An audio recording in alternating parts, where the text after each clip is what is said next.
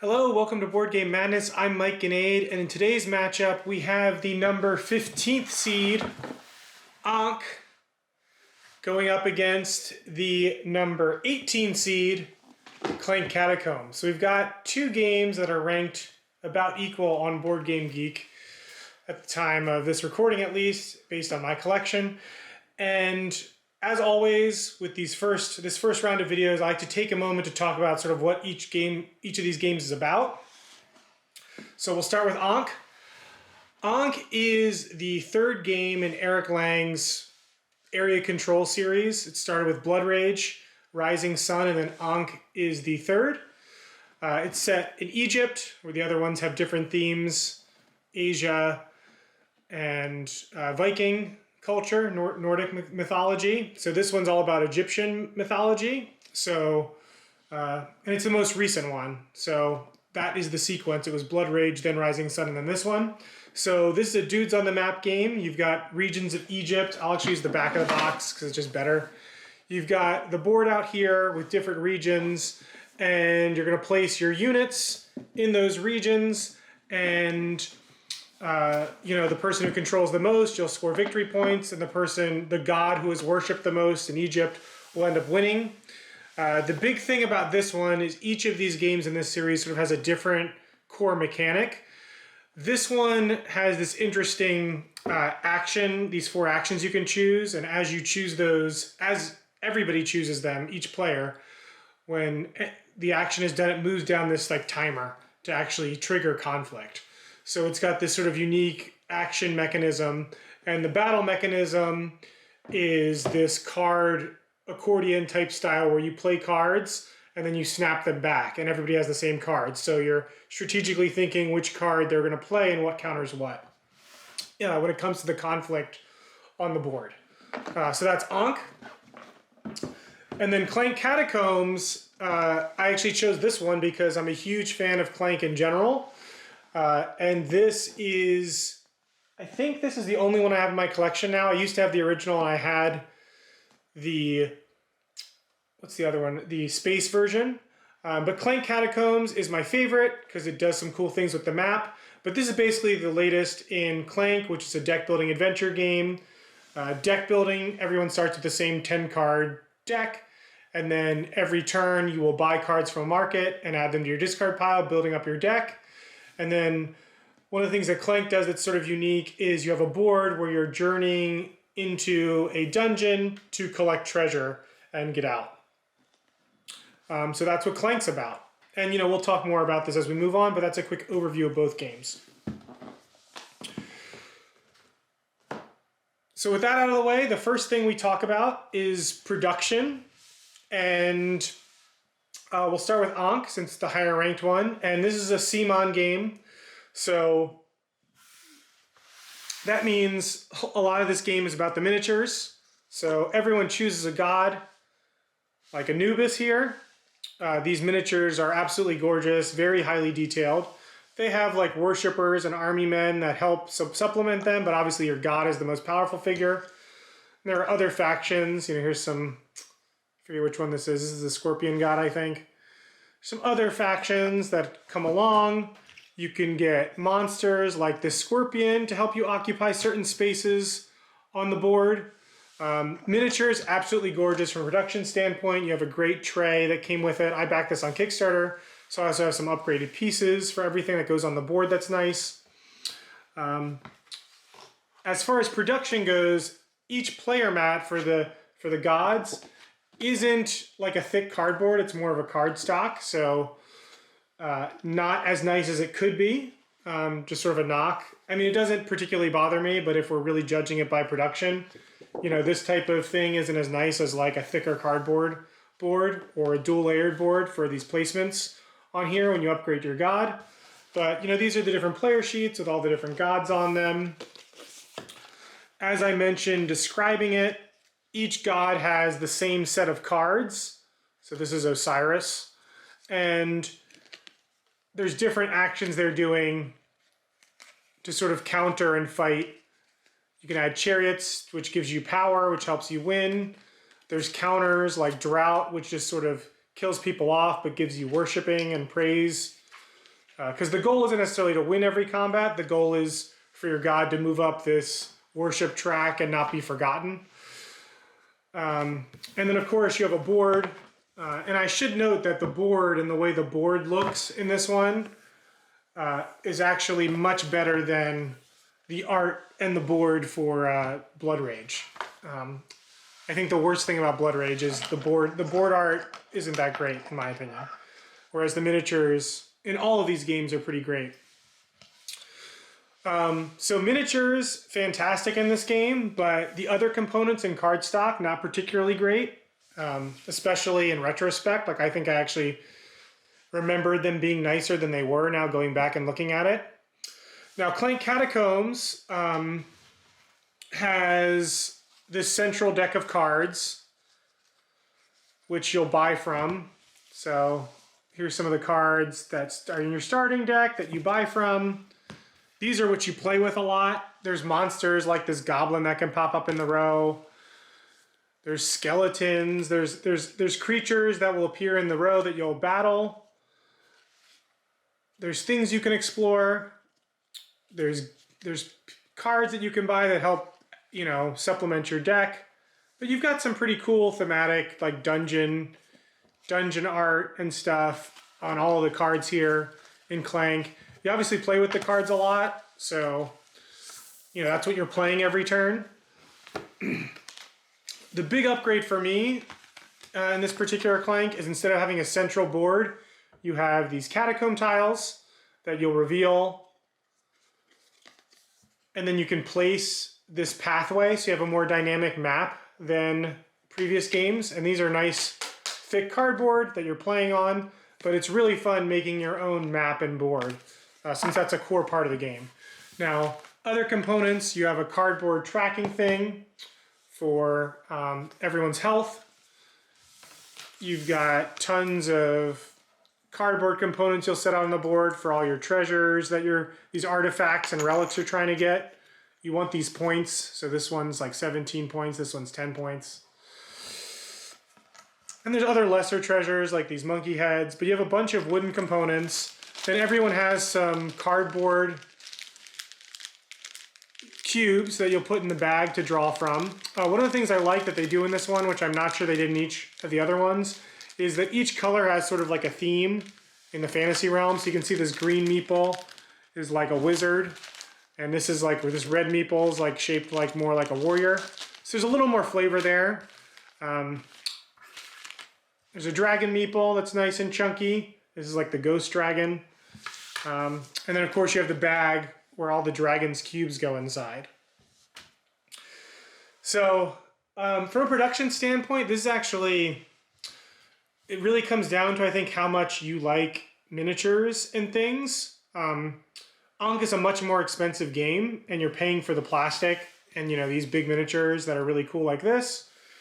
But while these are cool, the other things in the game, especially if you don't have the Kickstarter version, there's a lot of like cardboard tokens and stuff which are not great.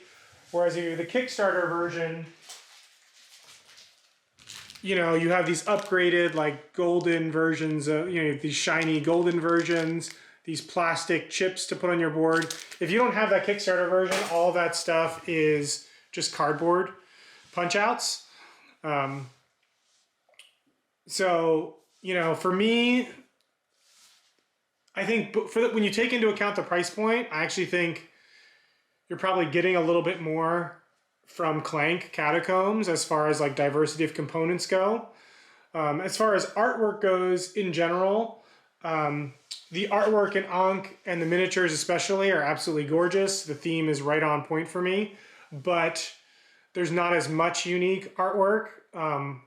You know, there's only like 8 cards, I think, for each player. There's not as much unique artwork as there is in Clank, which is a deck builder, which has a bunch of cards with different artwork. So I think for now, I'm leaning towards Clank as having the better production, but it is really close. I think this is pretty subjective. If you're like a big miniature guy or a big painter guy, you know, I think Ankh is maybe more, you know, may edge it out. And on the table, if you were to set these up on the table, I think Ankh looks better on the table. But when you actually think about the component quality and the flimsy boards and some of the cardboard components, depending on which version of Ankh you have and how much you paid, it's pretty even.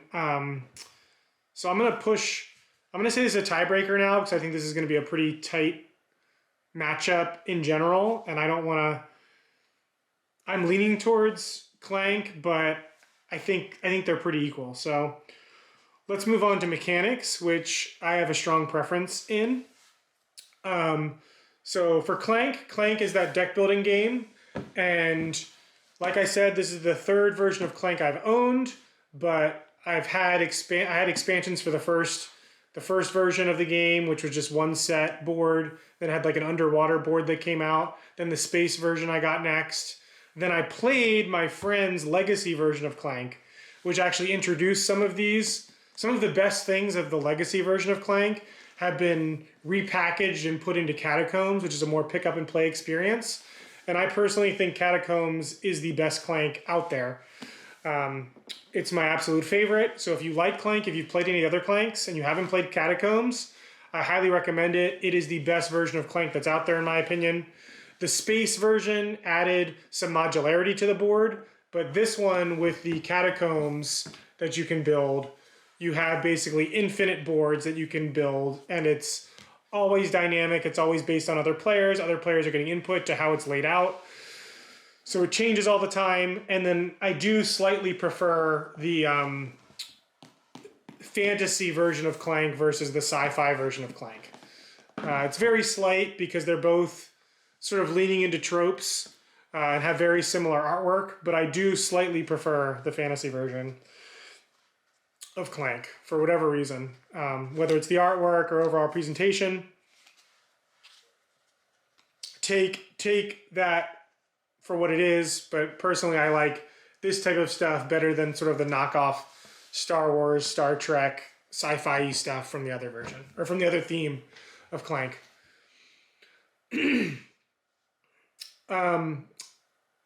And I guess the other thing I should know too about game mechanics is this has been honed so much over the other versions of Clank where there's very few critiques I have about it, whether it's the board, the deck building.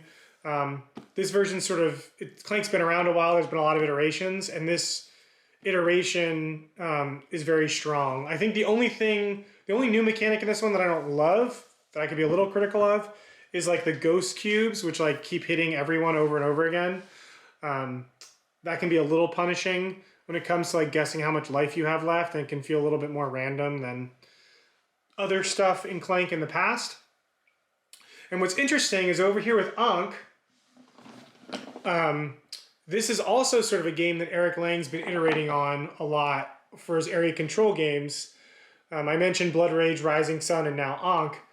And for me, Ankh is definitely the best two-player version of these games. Like, I wouldn't even play Blood Rage at two-player. Rising Sun, I'm not even sure if you can.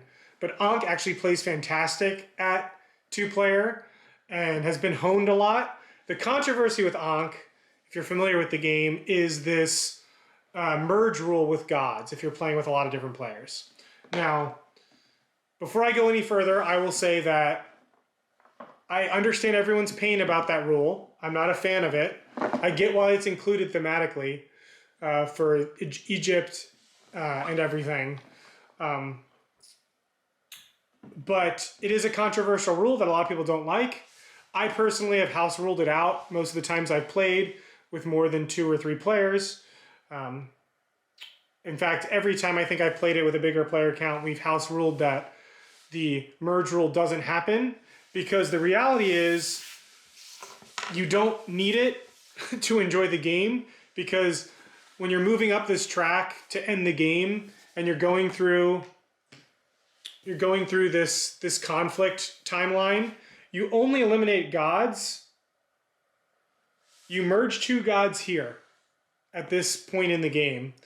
And with the way the game works, it escalates pretty quickly, where you only merge gods here, and then you start eliminating gods here and here until the game's over.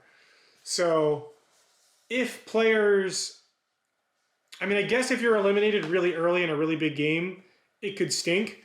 But the game, the best thing about Ankh is how fast it plays. It plays much faster than Rising Sun. I would say in general it's faster than Blood Rage as well. Sorry, I lost my train of thought there a little bit. But in general, it's faster than Blood Rage as well. At least in my experience, playing with 2 or 3, 4 players. So Ankh is a really strong version of area control, but because of that controversial rule, and if you ask me personally if I like this or Blood Rage better, it's not a definitive answer. It's like I like parts of Blood Rage, the first one. I like the drafting. There's things about that one I really like, and then there's things about this one I really like. But for me, Clank Catacombs is the best version of Clank, and the mechanisms in the game and how quick the game plays are excellent. So for me, game mechanically, Clank Catacombs has really perfected their formula at this point, whereas Ankh is more experimenting with different things with each iteration of their game. And Ankh has some, for the most part, it's a very smooth play experience. I have very little complaints, but I know the merge rule is controversial, and while you can Haas rule it, player elimination and things like that are problematic. So for game mechanics, I'm gonna have to go Clank Catacombs. It's a fantastic experience. It's the best Clank experience you can have out there, in my opinion. Let's move on to theme. This is an easy one for me. The reason I backed Ankh and love it so much is because I think the Egyptian theme for the god and the area control and having these cool miniatures and all the Egyptian gods is my absolute favorite. Of all of the themes in the series, Ankh and the Egyptian theme is clearly my favorite. It's beautiful on the table. I have no complaints about the theme. Again, it has less artwork as far as cards go than Clank, but theme-wise, the Egyptian theme for me is much stronger than Clank, which is more cartoonish, going into their sort of fun, but just generic fantasy theme. I have plenty of other fantasy games in my collection. I have very few Egyptian god games with huge scorpions and other things. Thematically, Ankh hits a real sweet spot for me. So that's the clear winner for me in this particular matchup. So now we are left with replayability. And the hard thing about this one, in my opinion, is with Ankh, since I backed it on Kickstarter, I got a lot of additional like gods and miniatures and things. I have a whole separate box back over here on my bookshelf, which is the Tomb of Wonders that came with the Kickstarter, which gives you a lot more characters to select. It gave me some of those bonus components to use in the base game and things like that. But having, and I didn't even buy everything. There were a lot of gods and stretch goals. I could have spent hundreds more dollars on getting the complete version of Ankh. So there certainly is a ton of content out there. But when we're looking at replayability, we can't take into account all of these expansions and extra pieces you could have gotten. We have to look at sort of what the base game offers and what the core game offers. And the core game of Ankh has, I'm just looking on the back here because I think it has has 5 gods. And I think this plays 2 to 5 players. So you could play this once, and while you personally haven't played every god, you've seen all the gods on the table. You've seen all the gods that could be in a game. If you're playing with 5 players in Ankh, you could see everything content-wise that the base game has to offer. And if you play subsequent games, the only thing that's going to change really, other than your player decisions, is which gods are in play or not. Obviously, if you have some of the extra content, you can insert more gods, and that's awesome because you have new pieces and there's additional creatures that you can add to and variability. But the base game of Ankh does not give you a lot of variability, in my opinion. It gives you like 2 big monsters, 2 medium monsters, and 2 small monsters, and you pick one of each of those, I think, and then the 5 gods. And if you're playing 5 players, you see everything. So replayability, as far as Clank goes, now Clank doesn't have the variable characters, but I can tell you, having played this game multiple times in a row, that you will not go through the entire market deck and see all the cards you could add to your deck in one game. And most importantly, and most interestingly, I should say, every game of Ankh Catacombs that you, or not Ankh, every game of Clank Catacombs that you play is going to have a drastically different map that is revealed in real time and creates an interesting movement puzzle around your deck building that drastically changes the way that you play. So for me, replayability is clearly Clank Catacombs. So despite these games being really close in production, the Ankh theme hitting so strongly for me, game mechanics and replayability and sort of everything around the gameplay for me, Clank Catacombs just sings for me personally. It just sings very loudly and very brightly in everything it does. And I really, really enjoy it. It's by far my favorite version of Clank. The box says 45 to 90 minutes. I think that's very accurate, especially at 2 players. You can play this game in 30 minutes if you're playing with somebody else who's quick. Ankh says 90 minutes. I've played in less than that with 2 player. I think it's 60 to 90 minutes, but it is a meatier, longer game. And it has tons of interesting stuff. The action economy and the action selection in it is super interesting. The combat is always interesting. And the theme is right on point. And I think this is one of the only area control games in my collection. This is sort of the one I bring out to play area control. So credit where credit's due. I do not have Blood Rage. I got rid of Rising Sun, but I've kept Ankh. I still like Blood Rage a lot. I basically just wait until another friend has it and has enough players for it to be fun, because if you don't have a big game group, I don't think Blood Rage is quite as strong. Ankh, my brother and I can play head to head, and it's still super competitive and super interesting. It's a really strong 2-player game, unlike the other. In fact, it's the only area control game I can think of that's really strong at 2 players, which is why it's in my collection. But Clank Catacombs, despite this particular copy of the game, I think I haven't played because it took me a while to buy this, and I played everyone else's. I had a friend who had it. We played it multiple times over a weekend and stuff. I don't know if I played my copy recently, but I knew I had to have it in my collection because I've had other Clanks, and this is my favorite. So for Board Game Madness, we're going with Clank Catacombs triumphing over Ankh.